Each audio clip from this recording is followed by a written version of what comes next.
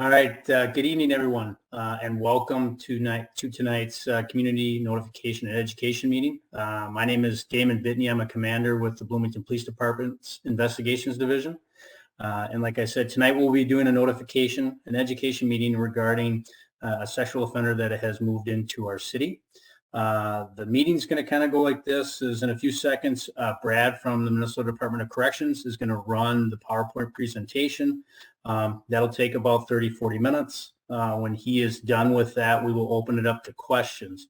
As far as the questions are going to go for tonight, for those that have access to the chat feature, please type in your chat, and I will make sure that Brad is able to see those, or I will read them to him so he can answer those questions. If you're unable to use the online feature and you're calling in, we're going to have some information at the end for some phone numbers. I'll make sure I'll read those out with the names so you can contact us at a later time with any questions that you have.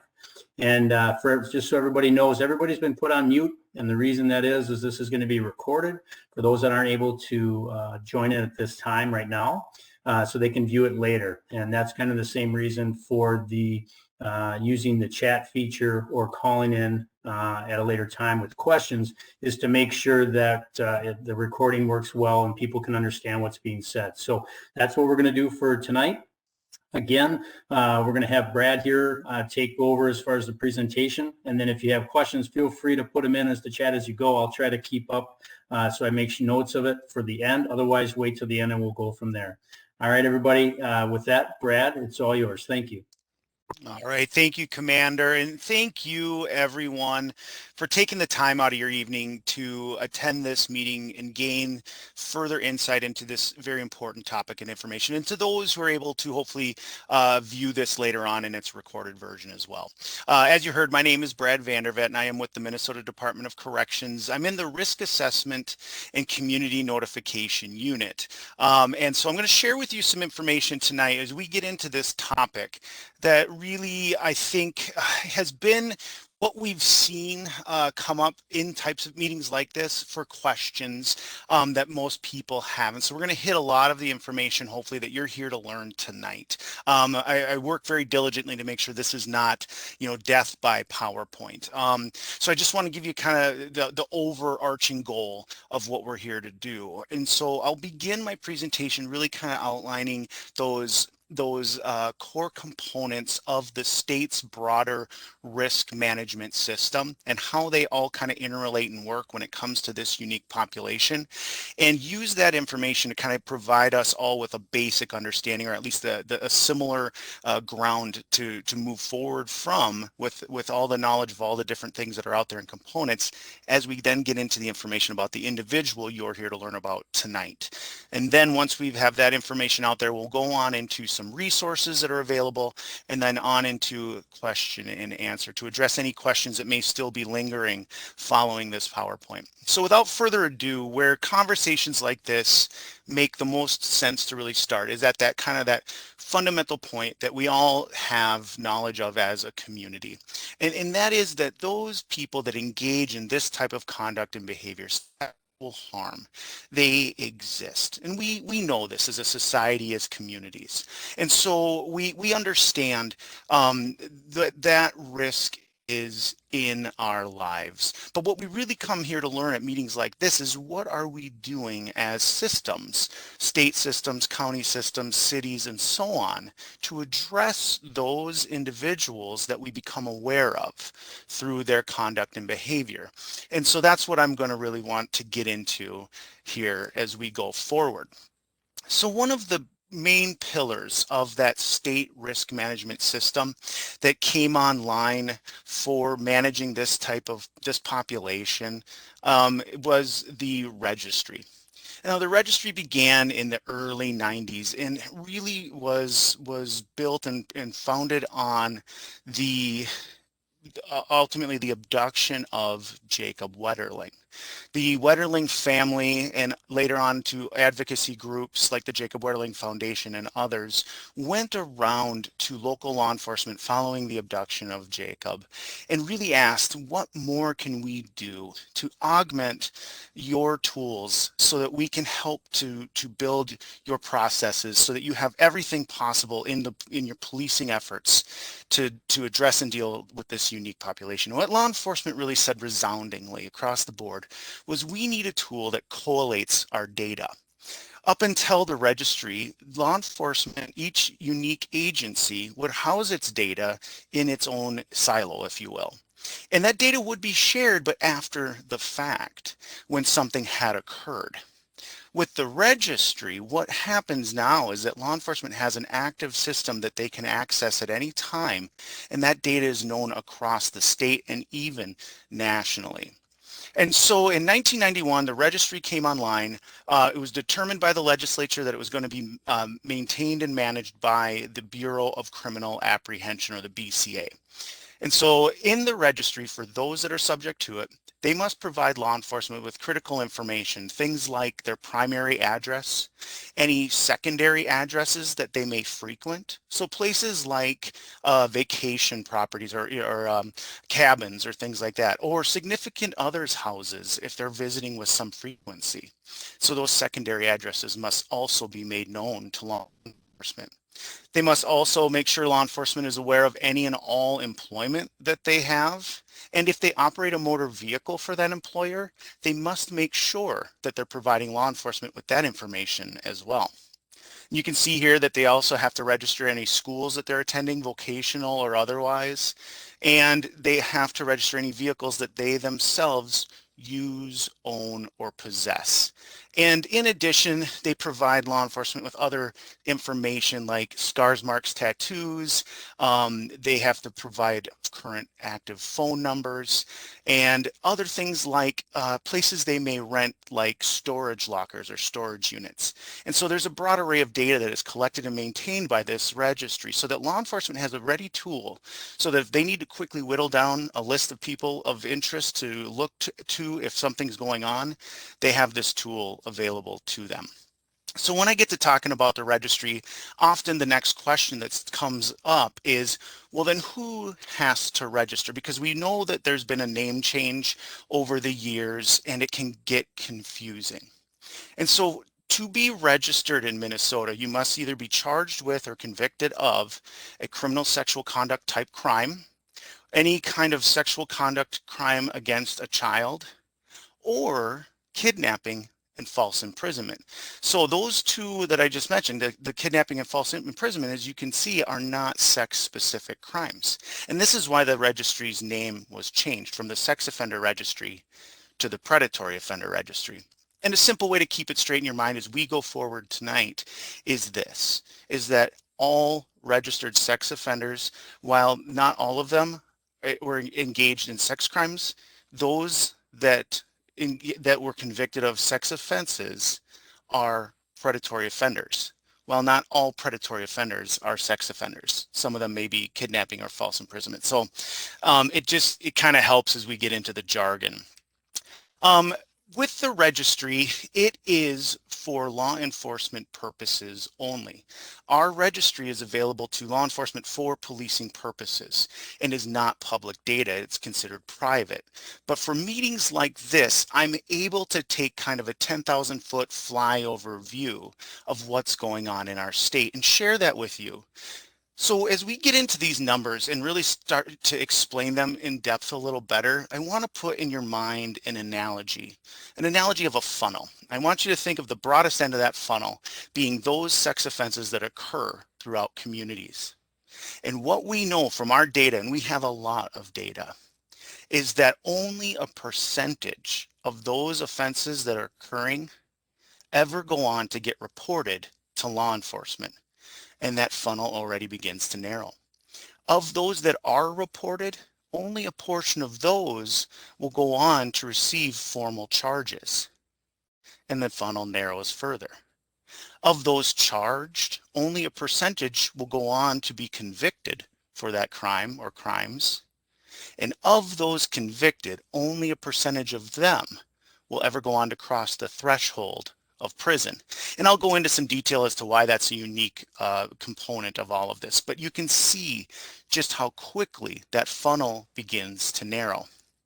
So we are looking at that midpoint, if not a little further down in that funnel. And with those that we've become aware of who have been charged, convicted, and have been placed onto that registry.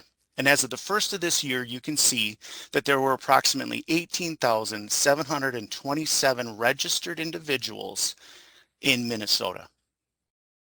If you look from this morning when I pulled these numbers most recently, and these numbers are dynamic. They are changing and fluctuating constantly as these individuals do move with some frequency. But as of this morning, we had 2,797 registered individuals residing in Hennepin County. 152, that smaller number to the right, are those subject to broad public notification, those designated a risk level of 3. And so you can see here just how small the amount of folks we get to talk about really is. Meetings like this are just so very important. So as you look across the communities to other neighboring counties, you can see in Bloomington proper, 152 of that 2,797 reside within Bloomington, or within the zip code Bloomington. 2 of whom are those subject to broad public notification. You can look at the other communities, Dakota County, Scott County, and Ramsey County, and what you'll see here is that every community likely has, if not a registered individual residing within it, someone passing through it for all manner of reasons, for recreation, to visit loved ones for treatment purposes, for employment, all manner of reasons. And so that broad awareness is just so very important.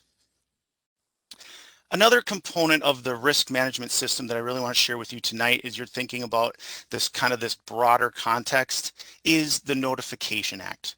Now, the Notification Act came online in 1997 and is really founded on the understanding and knowledge from our research that a well-informed community is in fact a safer community.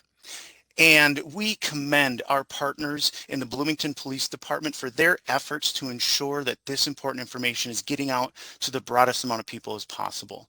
Because you can see from those numbers from my previous slide, we don't get to talk about all of them. And those that we know about only represent a portion of the total group. But we can learn a lot from those we do get to talk about.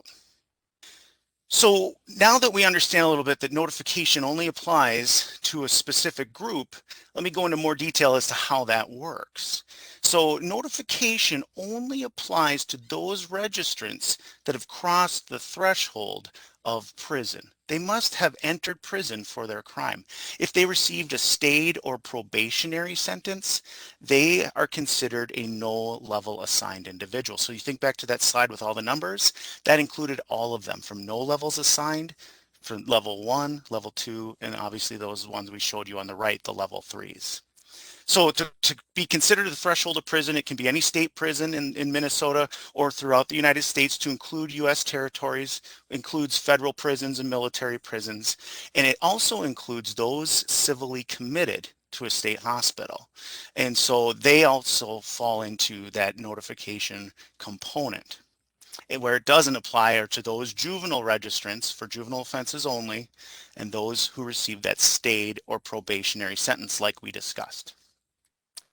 So the next question that often will come up is, well, when it comes to notification, then who does what? How does that process work?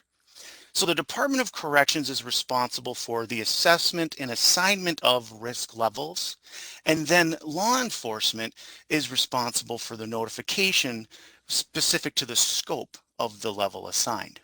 And so the way the Department of Corrections assigns risk levels is through the End of Confinement Review Committee, or the ECRC.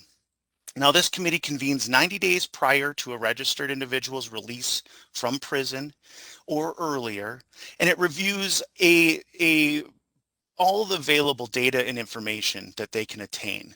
Any written reports, any kind of treatment summaries, index reports from law enforcement, the criminal complaint, pre-sentence investigation reports, and so on. Everything they can get their hands on that's available nationally. or even internationally for like the military ones and so on.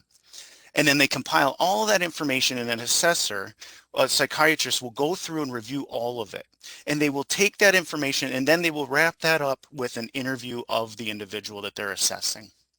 And they will take all of this that they've combined and they will run it through a risk assessment tool known as the MinSOST, or the Minnesota Sex Offender Screening Tool. Now, this tool is important to understand a little bit about it because it is where we get our risk levels. And so Minnesota in the 90s, when all these laws were starting to come online, embarked on a robust research endeavor. And we initially reviewed and assessed over 3,166 known sex offenders over the period of a decade, or actually a little better. So it started in the early 90s, and it concluded in the early 2000s, the initial study. And then there was a secondary follow-up study that concluded in 2012. So, and that study included over 2,000 known sex offenders. So over 5,000 sex offenders in total, assessed and researched over that period of time. And what this study found, and they looked at all of those individual successes and they looked at their failures. And they used that information and compiled it through their scientific research process through peer review, and created a validated normed risk assessment tool based on the data they had. And this is how we get our risk levels. So as I go forward today and I talk to you about risk levels 1, 2, or 3, know that I'm speaking specifically to that peer group from that study. So a level 1 individual has a lower amount of known predictive risk factors as compared to their peers. A level 2 has a moderate amount of known predictive risk factors, and a level 3 has a higher amount of those known predictive risk factors. One last thing to keep in mind and to know about risk assessment tools is while they are very good at helping law enforcement and corrections agents to formulate and create plans to mitigate the risk that's been identified, one thing they cannot do is predict the future. The other thing to keep in mind is that risk assessments and risk in itself is dynamic. It is constantly fluctuating and changing.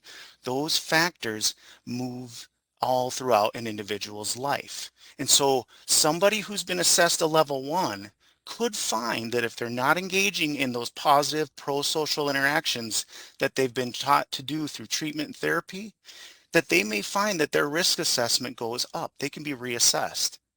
Just as a level 3 can show that through thoughtful and meaningful application of all the skills they've learned over a long period of time, that their risk has been mitigated successfully, they may petition for a risk level review, and it may be determined that their risk level has gone down. So keep that in mind. So now once a risk level has been assessed and assigned, the handoff goes to our partners in law enforcement. And again, they provide that notification within the scope of the level that's been assigned. So with level 1 individuals, law enforcement will notify victims of or witnesses to the offense if they request that kind of notification, that enhanced notification. They'll notify other law enforcement agencies and correctional agencies as the need comes up or may arise. And they may also notify immediate adults living in the household with that registrant.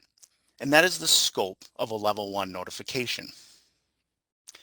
Now, level 2 notification builds on those individuals and entities we just discussed and includes, in addition, other individuals or entities that law enforcement determines to be at specific risk based on that registrant's known pattern of conduct. And so what's often believed with a level 2 is that law enforcement will notify schools, daycares, churches, things of that nature, places where children congregate. And that may be true, but it's not always the case.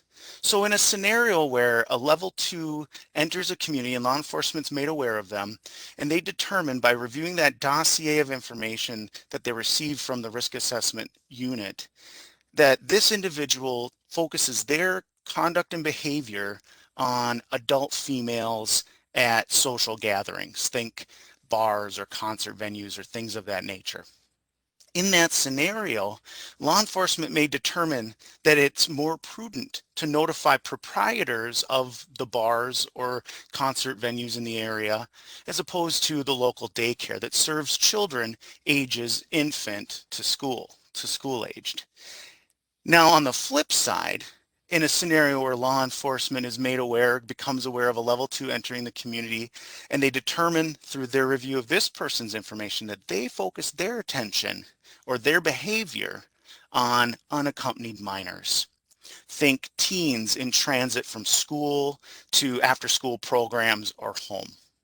And law enforcement knows that in their community, there is a teen hangout spot or a hotspot. This is where the teens congregate and socialize in these down times.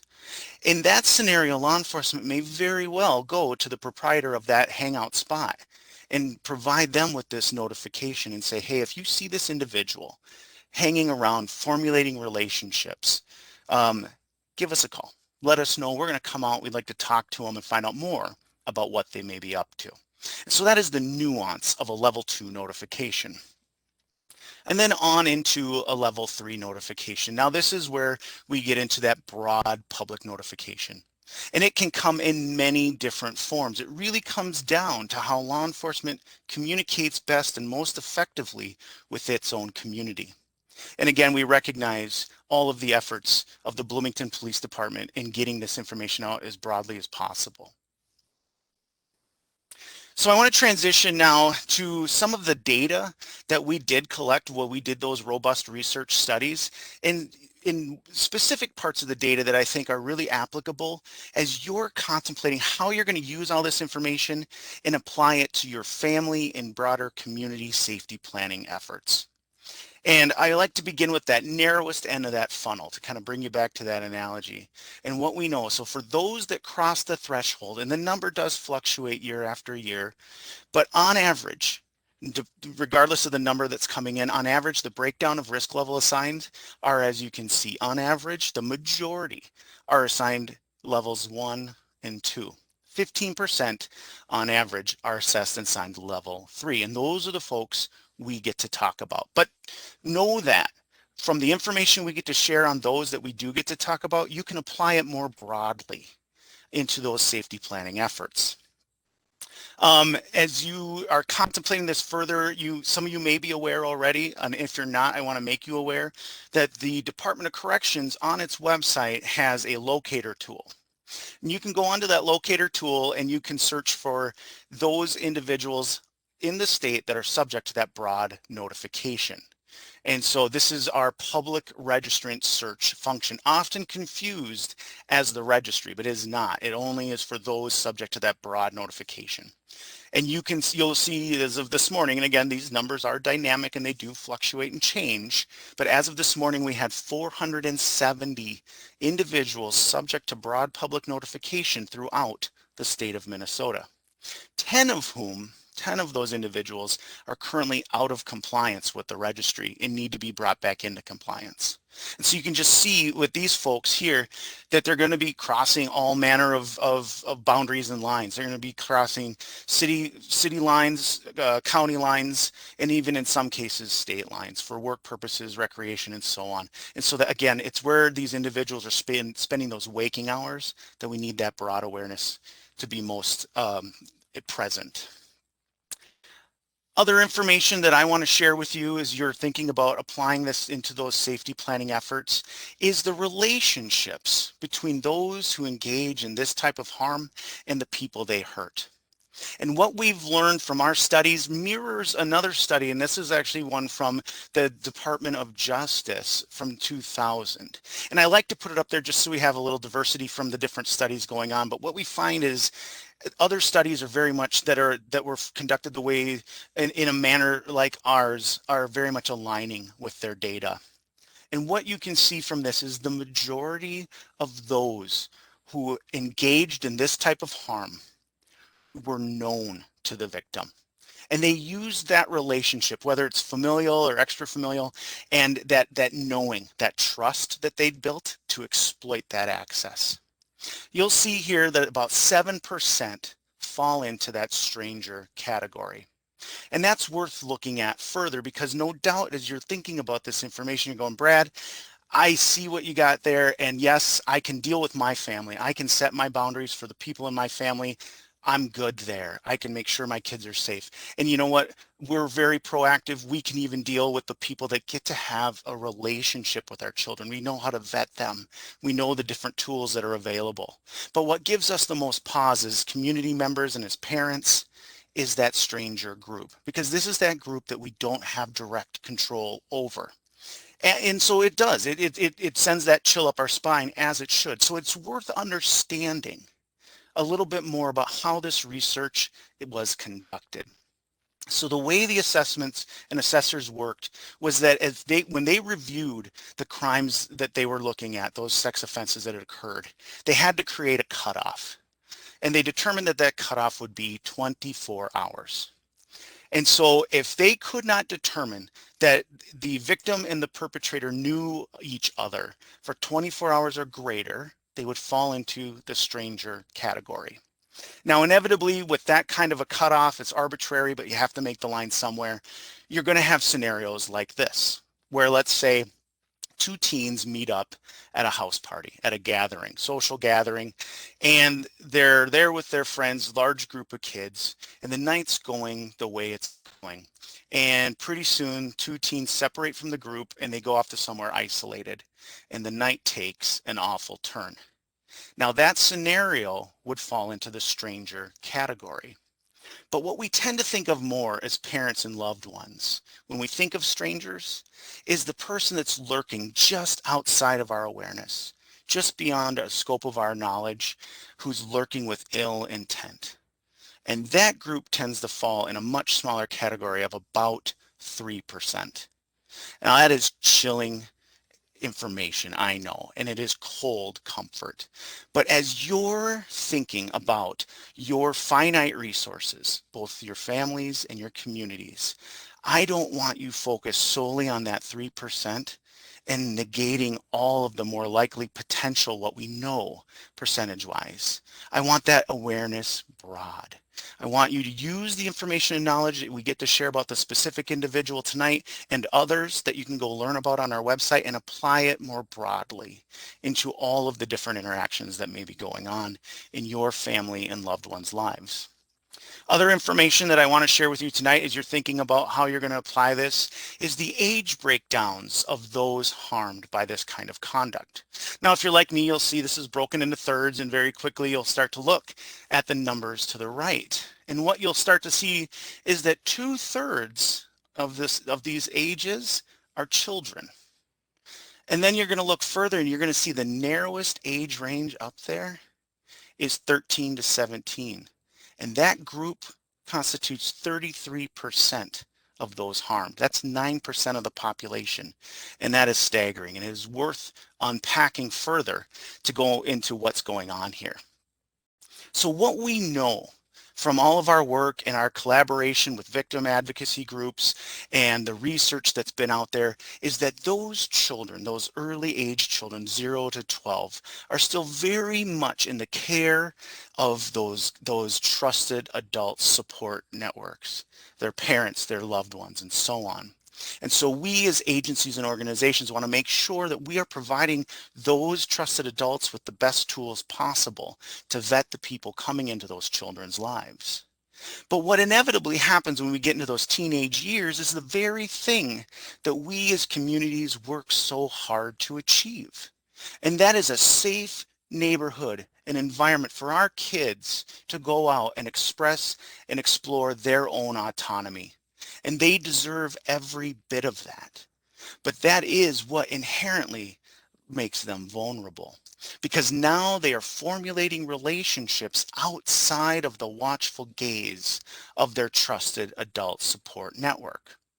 And so what used to happen, the old model, if you will, was that parents and support people in a child's life at that critical age would decide, we're going to sit this child down and we're going to pull back the veil just enough, just a bit, to show them that the world is not as safe as it had been made to be for them when they were younger.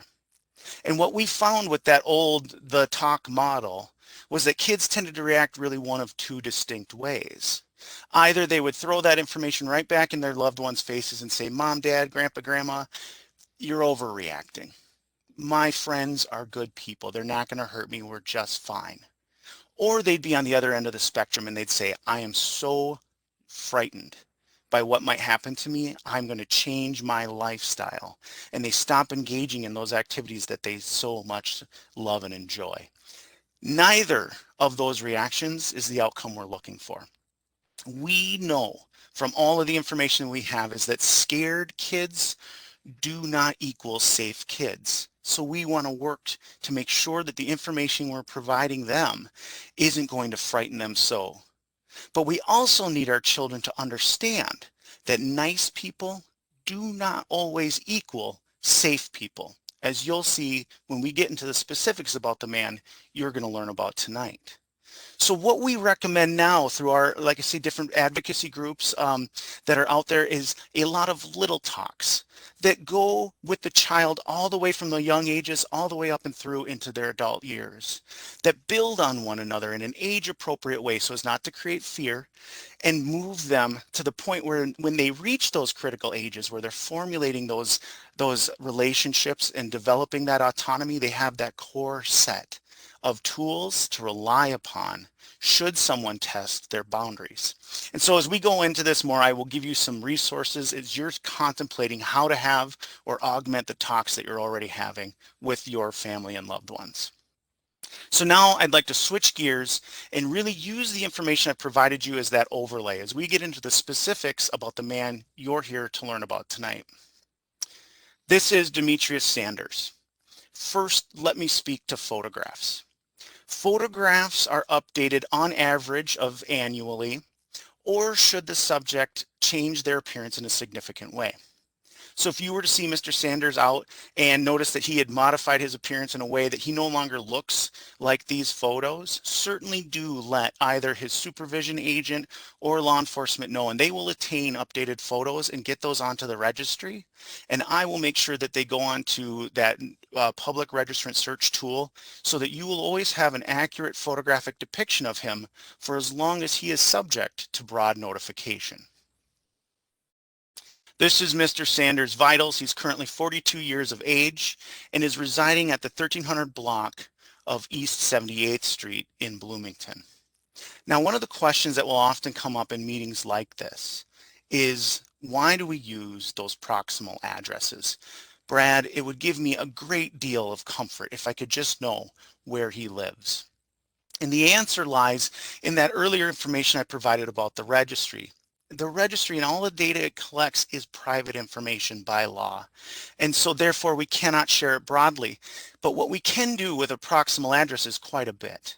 We can at least make an awareness in that area, in that community. And no doubt people that live in and around that area will see this man as he comes and goes. Maybe they already have. And they will share that information among themselves, and that's just fine. But what we do not want is for somebody well outside of the Bloomington community that has no stake in what goes on here. It comes in and exacts some vigilante revenge scenario that does nothing to mitigate risk, that does nothing to prevent future harm, and only serves to disrupt all the hard work you've put in to building that safe community. And so this is why we utilize those proximal addresses. This is Mr. Sanders' registrable offense history. This is not a full criminal history. This focuses on the conduct and behavior that led him to be registered and ultimately led to his risk level assignment. And it is also available on the fact sheet that you are able to download from the police department's website. And so it's literally pulled right off of there. So I'm just going to get right into the details of what happened. So in 2001, Mr. Sanders was convicted of criminal sexual conduct in the 4th degree here in Hennepin County. His crime was committed against a 14-year-old female. This child was not known to him. He approached her while she walked along the street on her way to school. He had befriended her. She was a lower functioning child, and he was kind and offered to provide her with a voucher so that she could take a car ride the rest of the way to school. She fell for his ploy. She accompanied him back to his place, where he then assaulted her and then walked her back to school afterward. And she then told the school officials what had happened, and they contacted law enforcement. And for his crime, he received a 48-month commit to prison. So this is an opportunity to talk about determinate sentencing, because upon hearing the information of the offense, often it's asked of me, Brad, why do people that engage in this type of harm, that hurt children, why do they come out? Why do they get to re-enter society and potentially do this again? And part of the answer lies here in determinate sentencing. Now, prior to determinate sentencing, the state, and in many states actually throughout the nation, utilize a method of parole. And parole is more familiar to people as it's been very popularized in TV and movies. And the way parole would work is that an individual like this one would come up before the parole board to be reviewed. And at that time when they could come out and re-enter the community. And for those that engaged in harm like this that shocks the conscience, it would be virtually impossible for them to be granted that opportunity to re-enter society early or earlier than their sentence would allot. And they would be then made to sit the entirety of their prison sentence. Now, when a community at a meeting like this hears that information, I can usually see your faces, and I see a lot of head nods and a lot of hands going, yeah, you know what, Brad, that's just fine by us. For this crime, this person can sit the entirety of their sentence. They've earned that at the very least. But the problem that we found with that model was that it was ineffectively impacting recidivism rates. Because what was ultimately happening was these individuals would sit the entirety of their sentence and then they would come out. And bear in mind that over 90% of those currently incarcerated are coming out. And without any plan of reintegration, without any real foresight or thought into what their life's going to look like or be like when they step out those gates and back into their society, we found that they would end up coming back. Sometimes for same or similar conduct, other times for other kind of criminal conduct. And so when we started this research project way back in the 90s, we started to see that this could be changed as well. And in the 80s, we actually had implemented determinate sentencing. So the way that model works is this. Now, the individual will serve 2/3 of their sentence by law in prison, in the institution, and that final third will be served in the community. There is nobody that gets to decide that.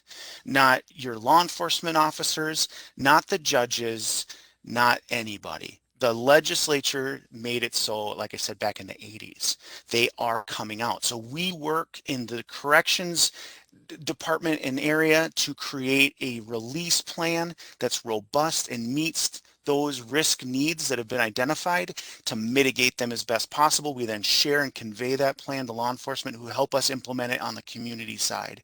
And working together with treatment professionals and community support folks, employers, people offering housing and so on, we work together to collaboratively mitigate that risk. So now we have an individual that's coming back out into the community for that final third.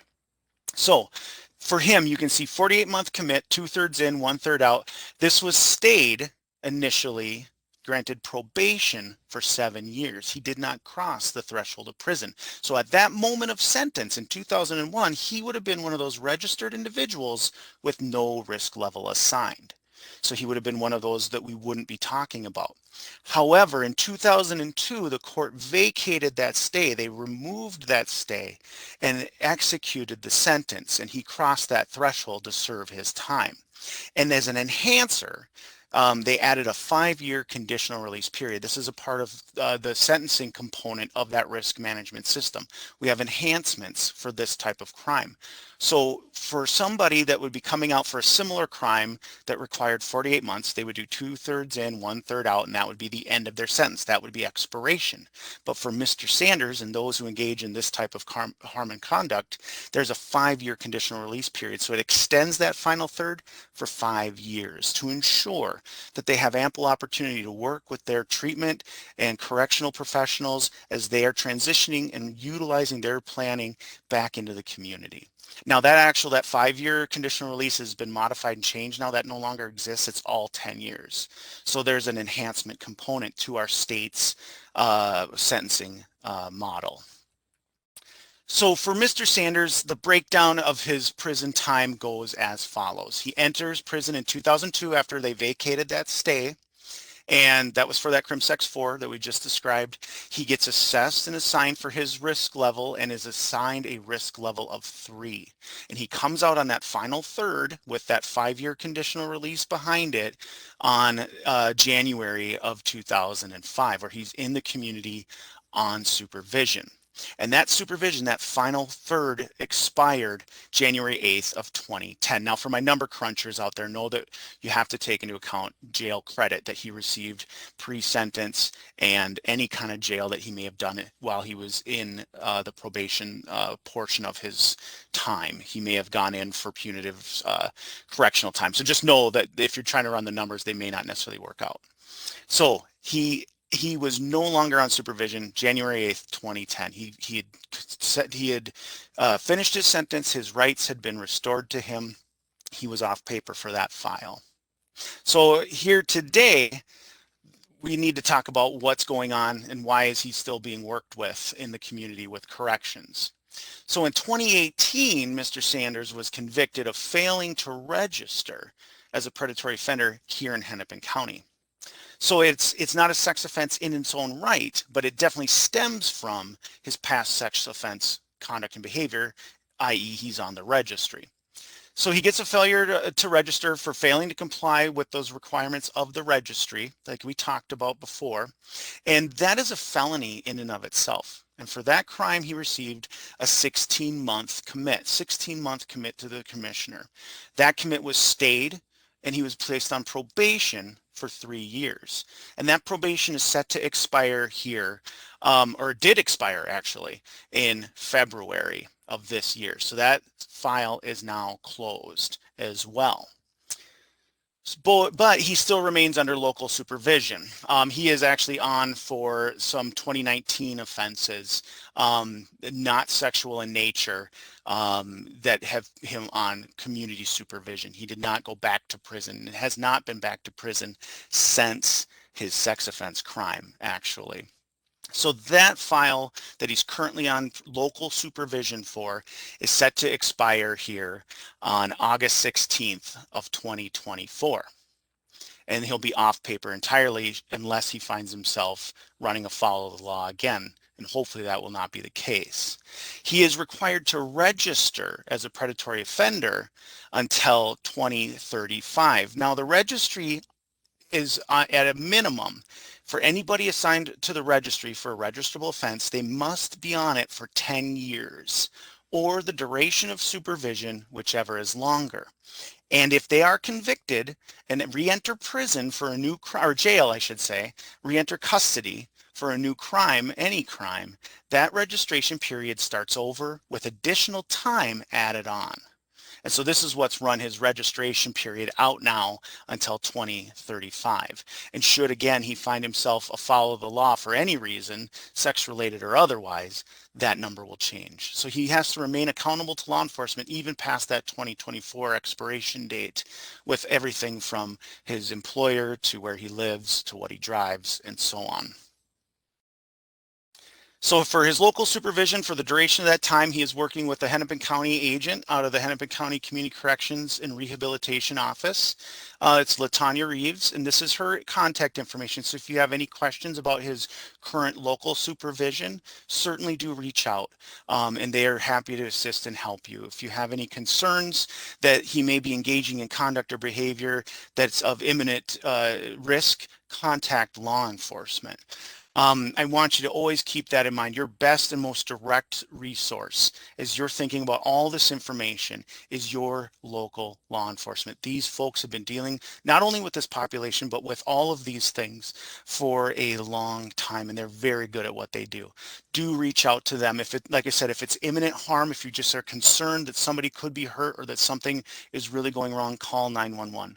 If you're just interested in how the Bloomington PD is working with this unique population, how they're managing it and so on in the community, certainly contact their non-emergency number and they'd be happy to give you additional information.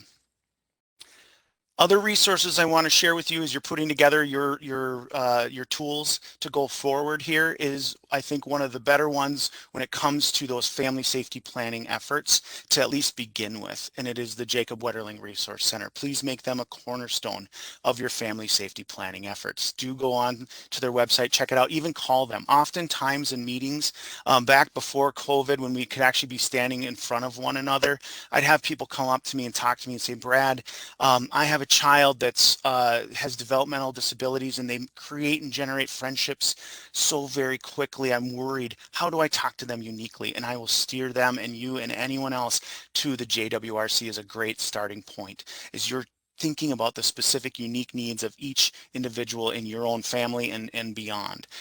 Utilize them. I also want to share with you your local victim services provider.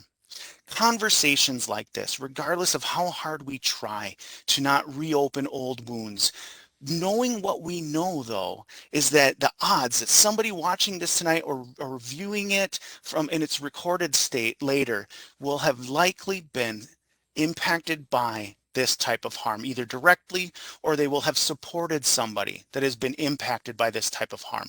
And conversations like this have a way of just ripping open all of that old stuff and bringing it right back into the forefront of your mind. And if you find that this evening, by hearing what we're talking about, you've been triggered, I want you to make sure you're reaching out and receiving the services you deserve. I want you to support those in your life who you may know may be triggered by this information. If you find that you just can't sleep or that the fear is just starting to compel you to the point where you just don't feel safe, I want you to reach out. Make sure that you have this number handy and share it with anyone you think may benefit from it. I'm going to just kind of wrap up everything that I've been covering, and thank you for bearing with me. I know it's a lot to get through, but it's so good information, and I want to make sure we have as much of it out there as possible. But if you take nothing else away from what I've talked about with you tonight, please let it be this, that from what we know, and we know a lot from our research and data, we know that 90% of those that engage in this type of harm, sexual harm, do not go on to reoffend in a same or similar fashion. They do not go on to commit new sex offenses, 90% or better. 90% of those that do engage in sexual harm are utilizing a relationship they've built, a relationship of trust that they're exploiting, access they've gained that's unmonitored, and they're utilizing that to commit their offenses. So keep that in mind. So what that really means is you're thinking about the totality of it. Okay, well, so if level 3s aren't necessarily the ones I need to be completely focused on, Brad, what is it that I should be thinking about? And it's this, that 90% of those engaging in this type of harm year after year, if you look at the Sentencing Guidelines Commission, their report comes out annually of the crimes that are committed throughout the state. And year after year, when you look at those sex crimes that have been convicted every year, 90% or more are committed by those who have no prior sex offenses. It's the people we don't know about. It's the people who haven't been told on because their victim is afraid of the public's reaction. They haven't been told on because the victim doesn't know how to tell or doesn't want to hurt someone that they trust. And so we want to make sure this information gets shared. Be careful, dads and grandmas and moms, to how we talk to our children about what we'll do if someone ever hurts them. Because that's the very tool that those engaging in this harm will use. They'll say, well, if you tell your dad, he's going to hurt me, and then he'll go to prison.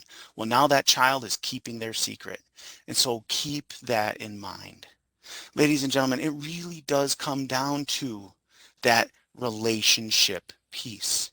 That social proximity is so much more telling in what could potentially go sideways than any geographical proximity could ever be, because we know these folks move around day in and day out, and where they sleep at night is where their risk is at its lowest. We want you aware of those waking hours, and we want you aware of anybody that may be coming through your cul-de-sac. As you're thinking about all children walking to school, I don't want you just thinking about this man. I want you thinking about everybody that's circling that block, coming up and down that street.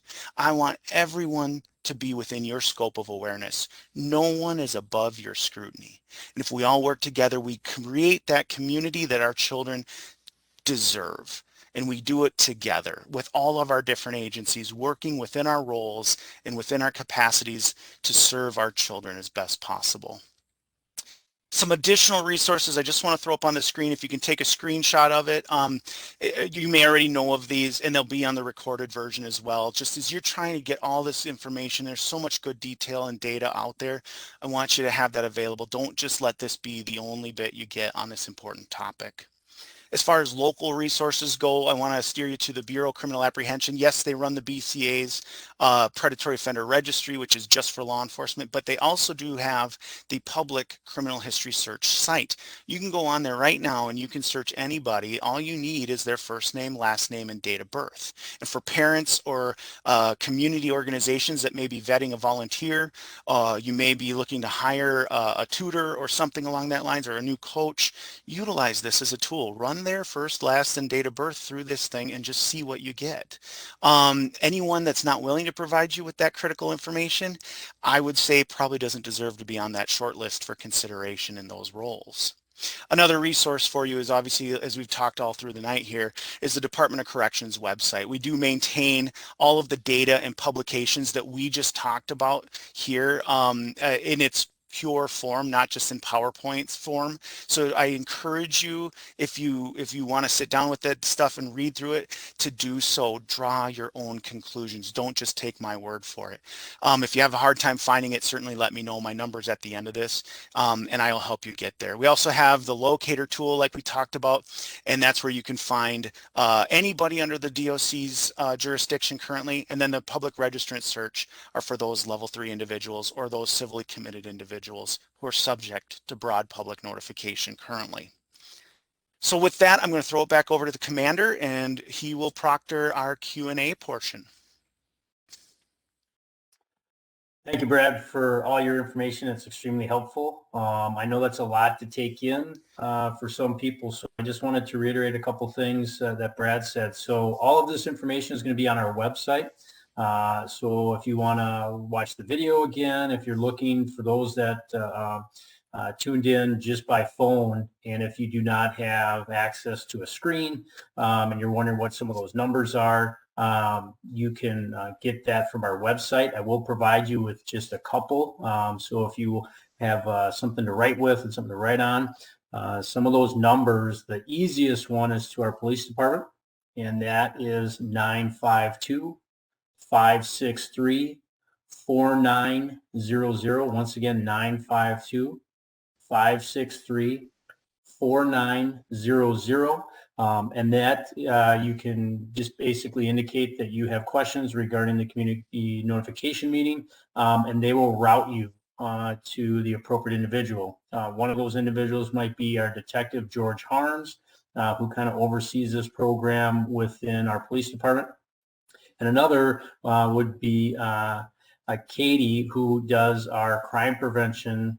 She's our coordinator for the Neighborhood Watch, and she does a lot of information, not only pertain to this, but other things. So you can get in contact with her. And in fact, I'll give you her number, and that is 952-563-8808. Once again, 952-563-8808. And so as far as questions, if people have them, please feel free to put that in the chat. If you don't have the capability to do that, please reach out to one of those numbers that we've provided you with. We will be happy to answer any of those questions that you have. But right now, if you want, feel free to do so in the chat, and we'll try to answer those to the best of our ability. And if you do not, that's basically the end of our presentation, and you can feel free to sign off. But I will continue to monitor the chat here and read those, and we'll try to get those things answered if need be.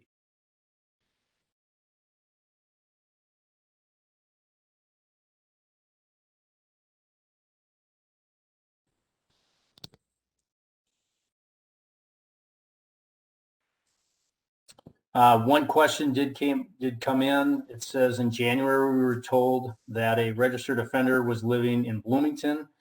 His address was the 1300 block of East 78th Street, the same address given for this individual. Is that a coincidence? So the short answer is that it's it's not a coincidence to a certain extent. It's a similar facility location that these two individuals happen to be at. As far as still, is that January offender, is that individual still residing in Bloomington? I don't know that at this point. I'd have to follow up with that and get back to the individual that asked, and we can, if that is still up on the DOC website, people can look for it as there as well. And just to piggyback on that, Commander, I know that George is kind of the main guy who definitely has his finger on the pulse, as it were. And the individual from January did go or return back to where he was originally from. And there's only two currently in Bloomington, and I do believe we have a meeting for the other individual coming up here. Correct. Yep. Yeah, the next one is next week, and that was my understanding too. But if you know for sure, thank you, Brad, Yeah. for that. Yep, definitely.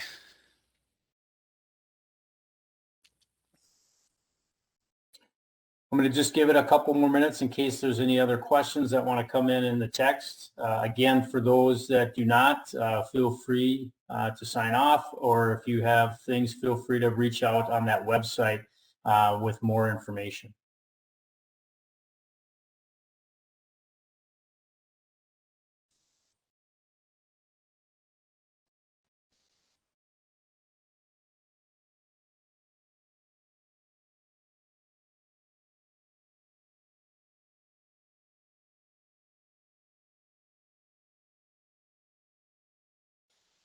I know it can be intimidating too to ask on a web meeting, and if so, just to mirror what the commander's saying too. If you're having any questions that you're just not comfortable in a forum where it's going to be recorded and things like that, we totally get it.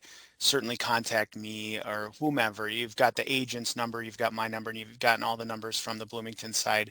Just make sure you're reaching out to get those questions answered. Definitely.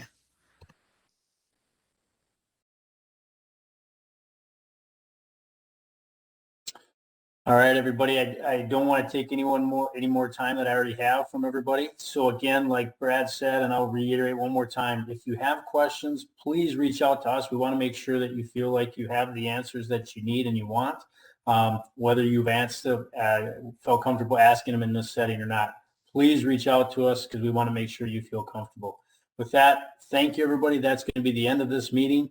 And if you have want to see this again, once again, reach out on our website. Have a good evening, everybody. Thank you.